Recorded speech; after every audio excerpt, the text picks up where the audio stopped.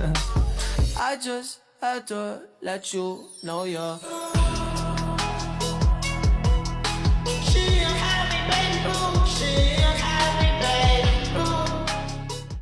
Assalamualaikum warahmatullahi wabarakatuh. Halo semuanya.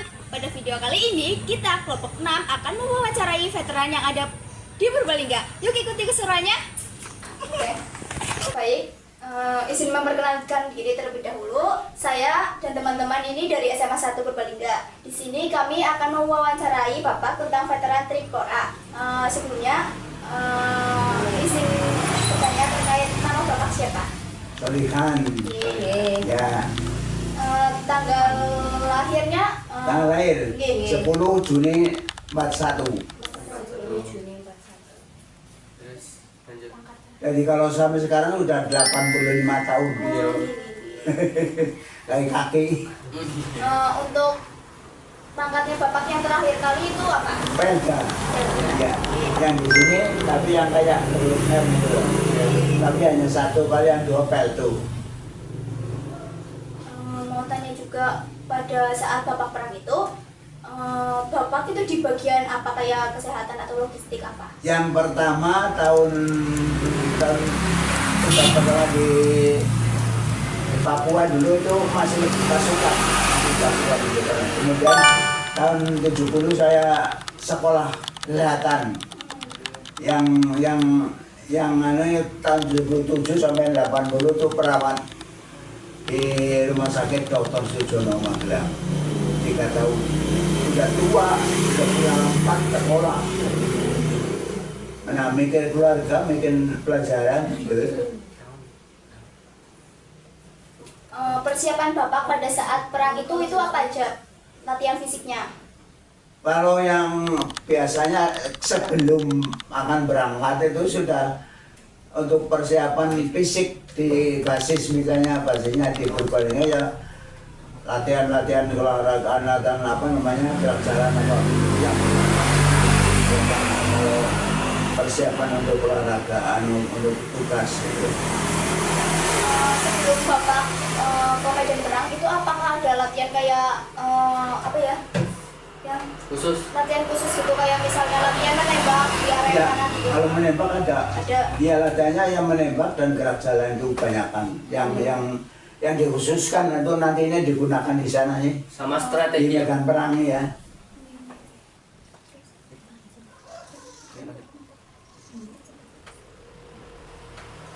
Izin bertanya Pak, apa yang membuat Bapak mantap memilih jalan sebagai prajurit? Ya, terus terang aja waktu itu ya tahun 60 itu istilahnya mencari pekerjaan sulit. Iya, waktu itu ini saya ikut sama orang tua. Boleh nggak saya jadi cara? Orang tua ya nggak boleh melarang. Pertamanya melarang gitu ya, maksudnya karena kakak saya yang lahir pertama itu udah mati. Ya tentara juga gugur udah. Jadi orang tua itu istilah panik gitu. Dia jauh mati gitu ya. Ada anak biasa banget. Iya.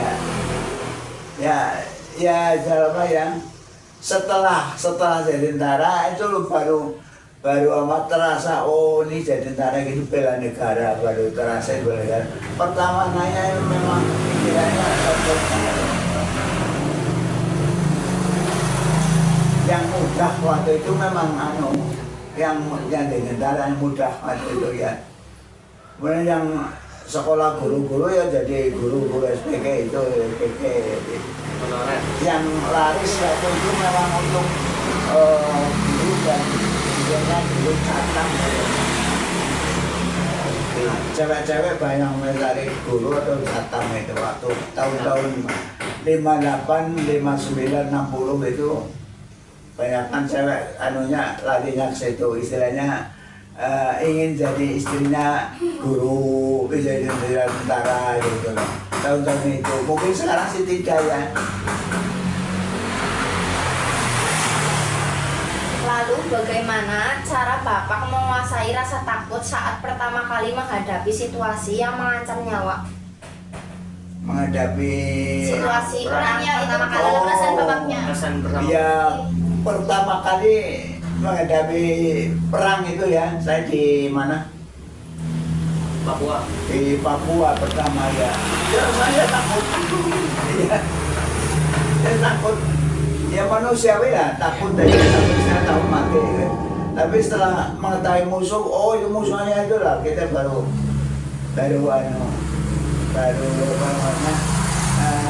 menyerang itu loh. Karena biasanya kan sana dulu musuh saya nembak dulu gitu. Nah kita waktu itu hanya anu aja untuk memenangkan model gitu ya. Kita nembak ke atas. Tidak maksudnya untuk ya Maurinya itu nggak turun.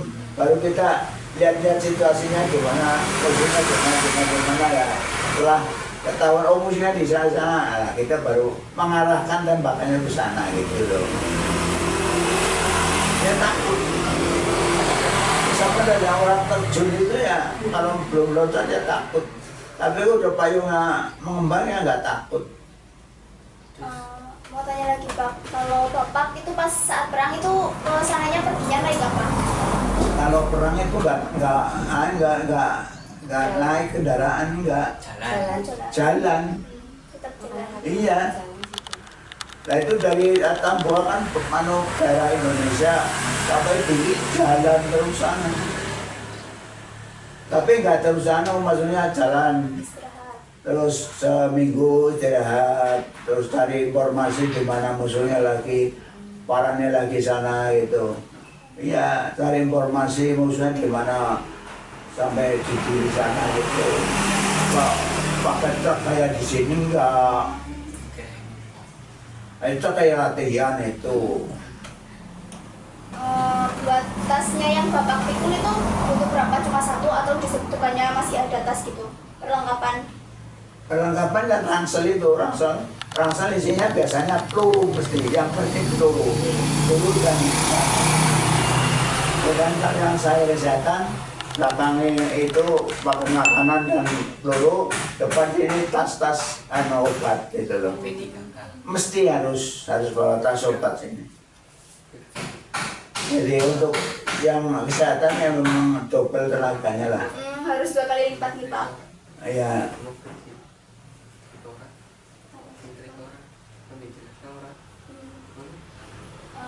Bapak, kenapa bisa disebut dengan veteran Trikora?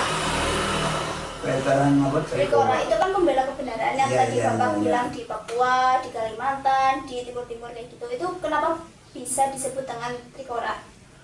Veteran pembela kemerdekaan bukan Trikora kan dulu waktu itu aja di veteran dan di Trikora dan veteran amanah Jawa Timur adanya. Veteran pembela kemerdekaan dan perintis kemerdekaan. Jadi kalau saya itu veteran pembela kemerdekaan. Kalau yang perintis kemerdekaan yang angkatan 45 sekarang sudah tidak ada, sudah meninggal semua.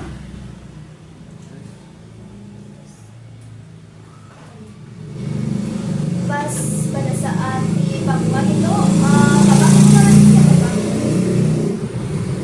Lawan musuhnya itu siapa? Musuhnya ya orang-orang itu sama waktu meletusnya pertama itu Albom kalau nggak salah ya. Awom. Iya tahun 75 Albom. Awom itu apa Pak? Hah? Awom. Nah orang Papua sana. Oh berarti Pemimpin. itu pemimpinnya? Iya. Pemimpinnya yang dulu diberi pangkat oleh Pak Harto apa ya? Kapten apa masalahnya? Ya sana nggak ngerti sih pangkat mungkin ya. Jadi dia diberi pangkat kapten tapi sama korporal dari sini dia hormat malah. Yang ganti kapten kan lebih tinggi misalnya kurang kompi itu dan orang-orang Indonesia itu malah hormat dia. Ya maaf aja memang hanya istilahnya biar sana senang ya gitu. Lalu bagaimana kondisi persediaan tanah dan keluarga lokal di sana saat itu untuk persediaan pangan bagi Makanannya ya makanannya bagi masyarakat. bagi Masyarakat pangan. tempat sana. Iya. Kalau di Papua itu banyakan itu apa namanya ya? Bisono apa ya? Kalau salah. Iya, makanya itu pokoknya nama bisono apa? Tahu bisono itu ya? Timbul apa nama salah? Timbul. Kemudian kalau di Timur banyak itu orang Jawa. Ya. Kemudian kalau ya itu ya, kalau orang mana orang Papua beli makanan dari tentara itu satu oprek habis. Iya, oprek gede itu habis, itu tidak pernah makan nasi dia. Makanya ya anu aja itu apa namanya,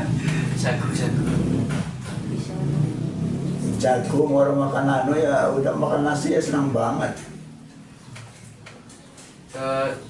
Mau tanya Pak, kalau suasananya gimana Pak?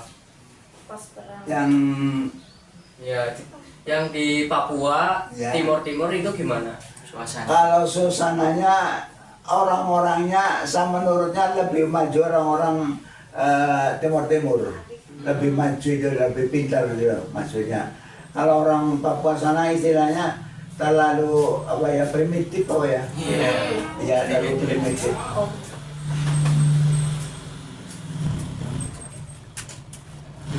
Ini Pak, mau tanya Pak, bagaimana cara Bapak bertahan dari kayak penyakit itu gimana Pak? Kayak Cara malaria, bertahannya. pengobatan ya?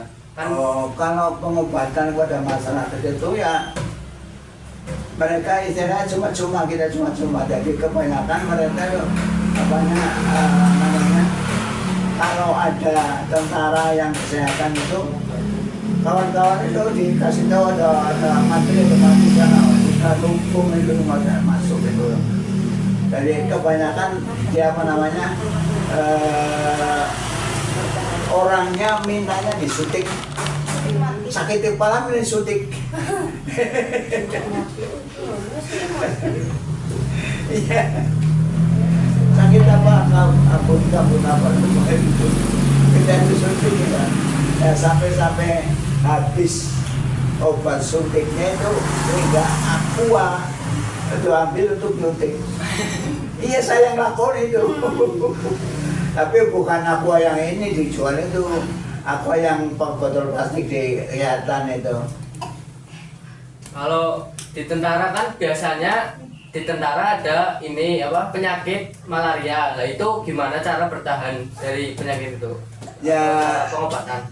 kalau di mana di Papua itu memang malarianya ganas sekali, dan ya itu ya sering-sering aja makan obat yang diberikan oleh mantri yang kita disebut dengan dan istilahnya di sana sih menganu ya olahraga ya nggak seperti di sini ya, di orangnya di hutan itu ya, kalau olahraga ya harus olahraga sendiri gitu loh.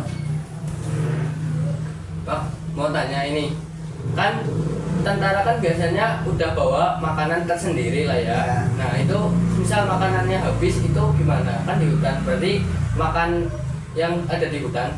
Iya, ya kalau itu memang udah dilatih ya, udah dilatih dari latihan Kopassus itu di Gunung Hutan itu. Jadi kalau memang nantinya di hutan itu kehabisan bahan makan apa yang bisa dimakan di hutan itu. Kemudian waktu di namanya di Timur kan kehabisan bahan makan. Waktu itu sih dari sana tuh jalan-jalannya orang sana tuh kalau ngingu kerbau itu dilepas di hutan itu. Kemudian waktu tentara sana masuk sana dia tembak gitu. Tahunya ya nggak tahu siapa, nggak tahu ditembak dimakan itu udah itu. Itu termasuk bahan makan yang anu itu. Gratis. Ya Pak, izin bertanya, momen yang paling membekas saat perang Bapak gimana? Gimana? Momen yang paling membekas.